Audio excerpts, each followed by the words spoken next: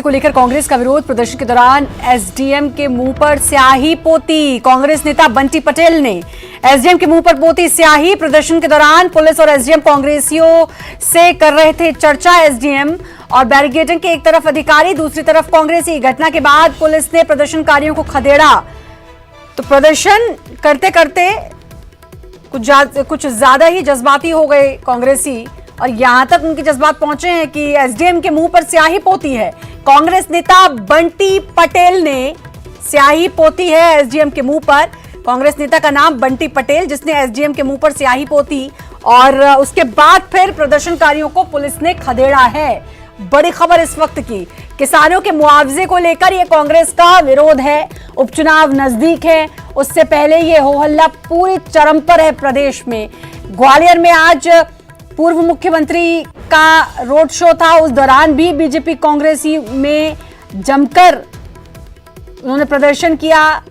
और ये देखिए तस्वीरें, आप देखिए, ये कांग्रेस के नेता है बंटी पटेल, जिनकी हरकत देखिए कि एक एसडीएम पर वो स्याही पोतते हैं। ये इस तरीके का प्रदर्शन ये तस्वीरों में आप साफ देख सकते हैं। एक्सक्लूसिव तस्वीरें ये न्यूज़ 18 की, आप देखिए एसडीएम के मुंह पर स्याही पोती है। उसके बाद फिर पुलिस ने इन प्रदर्शनकारियों को खदेड़ा है। ये तस्वीरें आप जरा देखिए, ये देखिए तस्वीरें। राजेश हमारे संवाददाता छिंदवाड़ा से हमारे साथ जुड़ चुके हैं। राजेश, ये कांग्रेस नेता जो इन्होंने हरकत ये की है, क्या इस तरीके का प्रदर्शन होना चाहिए, इस तरीके की हरकत होनी चाहिए? और किसानों के मुआवजे की ये बात करते हैं, दूसरी तरफ इस तरीके का शर्मनाक प्रदर्शन। जी श्रद्धा, देखिए पिछले 4 दिनों से कांग्रेस किसानों के मुआवजे को लेकर लगातार आंदोलन कर रही है। आज भी इस क्रम में चौरई में आंदोलन था, लेकिन ये इस बात का किसी को इल्म भी नहीं था, इस बात का किसी को अनुमान भी नहीं था कि इस तरह की घटना कांग्रेसी कर लेंगे। लेकिन बंटी पटेल जो कांग्रेस के युवा नेता है, वो एसडीएम के पास पहुंचे और उन्होंने जब नारेबाजी तेज की, एसडीएम उन्हें समझाइश दे रहे थे, इसी दौरान उन्होंने उनके मुंह पर स्याही पोत दी। इस मामले को लेकर पुलिस हरकत में आई, प्रशासनिक अमला हरकत में आया और इसका मतलब तो राजेश, इसका मतलब तो ये था कि पहले से स्याही लेकर आए थे, यानी कि प्लान था कि ऐसा करना है। जी बिल्कुल श्रद्धा, देखिए कहीं ना कहीं ये पूर्व नियोजित था और हाथ में स्याही थी, तभी ये पूरी घटना हुई है। इसको लेकर के जांच पड़ताल भी पुलिस के अधिकारी कर रहे हैं। पहले से ही कांग्रेसी ये तय करके आए थे कि इस तरह की घटना को अंजाम देना है निश्चित तौर पर, तभी इतनी बड़ी घटना हुई है। जी श्रद्धा, और ये किस तरीके का विरोध प्रदर्शन है? एसडीएम को आप मुंह पर काले क्यों पोत रहे हो? ये कैसी कुंठा है जो निकलकर सामने आ रही है? जी देखिए श्रद्धा, पिछले दिनों चौरई में जो बाढ़ आई है, फसलें तबाह हुई है, इसको लेकर के लगातार ये लोग आंदोलन कर रहे हैं। इनकी मांग है कि मुआवजा तत्काल दिया जाए। एसडीएम ने मजबूरी जाहिर की। एसडीएम ने कहा कि इसको लेकर थोड़ा टाइम लगेगा, इतना आसान नहीं है। इसके बावजूद सैयद जफर हमारे साथ कांग्रेस प्रवक्ता जुड़ गए हैं, बात कर लेते हैं उनसे। सैयद जी, बंटी पटेल आप ही के पार्टी के युवा नेता हैं, ये किस तरीके का प्रदर्शन है कि एसडीएम के चेहरे पर आप काले पोत रहे हैं और आपके पास स्याही है, यानी कि पूर्व नियोजित?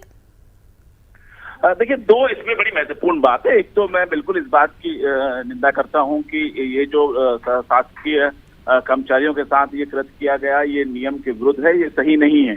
लेकिन हमको इसके पीछे का आक्रोश देखना पड़ेगा, हमको इसके पीछे की तकलीफ को समझना पड़ेगा। आक्रोश को कैसे डिफाइन करेंगे? कर दूं मैं अपनी बात, क्या आक्रोश इस तरीके से निकाला जाएगा सैयद जी, अगर आप आक्रोश की बात कर रहे हैं तो? अपनी बात पूरी कर दूं, मैं अपनी बात पूरी कर दूं, फिर आपके सवाल का जवाब दे रहा हूँ। आपके सवाल का जवाब को पूरा कर दूं कि जो 10 दिन पहले छिंदवाड़ा के अंदर जो चौरई क्षेत्र में बाढ़ आई, जिससे 10 गांव पूरी तरीके से प्रभावित हो गए, लोगों के मकान बह गए, लोगों के पशु चले गए और वहां पे प्रशासन पूरी तरीके से फेल हुआ। और ये बात एक नहीं है, तीसरी चौथी बार कांग्रेस पार्टी के कार्यकर्ता, नेतागण, विधायकगण, जनप्रतिनिधिगण वहां पे मांग करते रहे। मुख्यमंत्री शिवराज सिंह चौहान खुद 3 बार वहां पे आने का कार्यक्रम बनाए और उसके बाद वो वहां पे नहीं पहुंच पाए।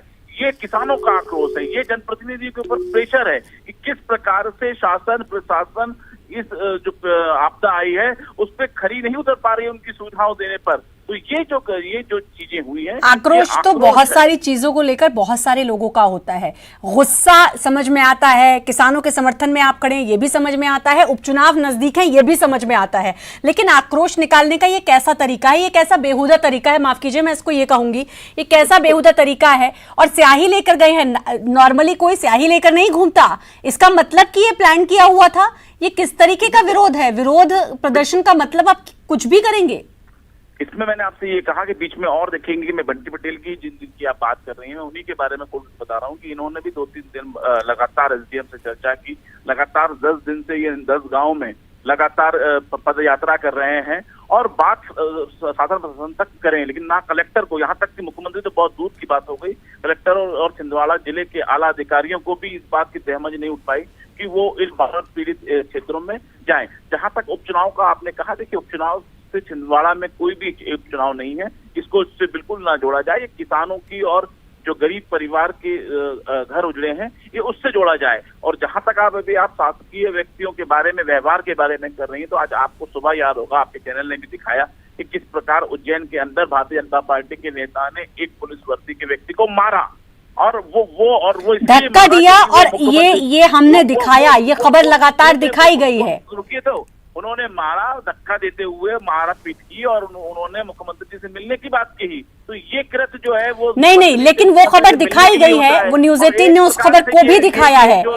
सैयद जी, एक जो विरोध प्रकट करने के लिए कांग्रेस के नेताओं ने इस प्रकार का कर, जिसकी हम ये नहीं कहते कि हम उसको बढ़ावा दे रहे हैं, लेकिन हम फिर कह रहे हैं कि नहीं, आप कहीं ना कहीं बचाव तो कर ही रहे हैं। आप बार बार आक्रोश पे लाकर किसानों का आप समर्थन करते हैं, ये बहुत अच्छी बात है। विपक्ष में हैं आप और किसानों की और कौन सुनेगा, विपक्ष को ही आवाज उठानी होती है, इस बात से मैं पूरी तरह सहमत हूं।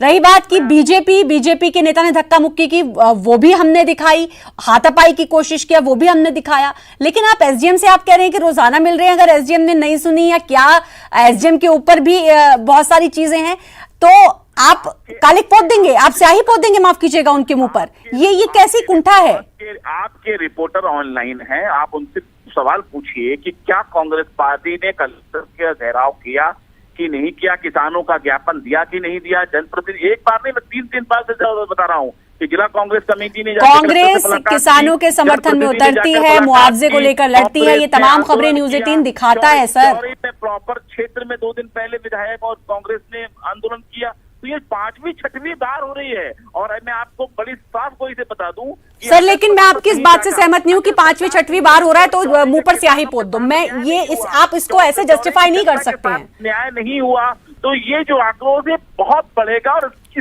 तमाम जवाबदारी भारतीय जनता पार्टी की सरकार के स्थानीय प्रशासन की रहेगी। यही बीजेपी के किसी ने किया होता तो आप इसको सही मानते? ये कोई जवाब नहीं हुआ। खैर, अब देखना है, क्योंकि अब अगर ऐसा हुआ है तो इस पर सियासत भी जरूर होगी। देखना है आगे कितनी सियासत होती है, किसानों के नाम पर कितनी सियासत होती है। उपचुनाव तो खैर नजदीक है ही। बहुत बहुत शुक्रिया आपका न्यूज 18 से जुड़ने के लिए।